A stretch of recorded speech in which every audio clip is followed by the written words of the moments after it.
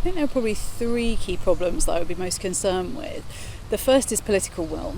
There is a real lack of political will to implement R2P. So those states that say they support R2P don't seem willing to implement it when it's times when it's difficult, and other states that have signed up don't seem willing to let those who do support it implement it. So we've got a lot of people talking about R2P as being a good thing, and yet when we need the R2P principles to be operationalised, there are far too few states who are willing to act.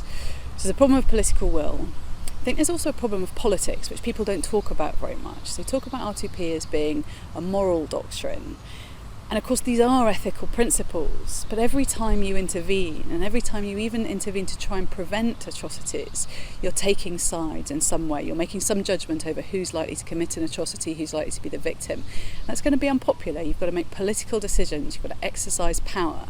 And these are far harder questions than working out what's correct ethically and then moving forward and doing that, knowing that you've got a wide range of support. So we need good political judgment to make decisions over how to prevent, how to intervene, and then to admit that these actions are going to be partial. They necessarily involve power and politics.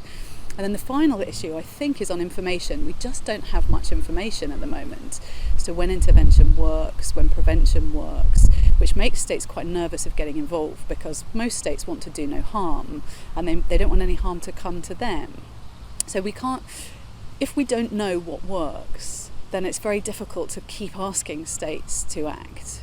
So I would say, political will, politics, and lack of information so far are three of the key challenges.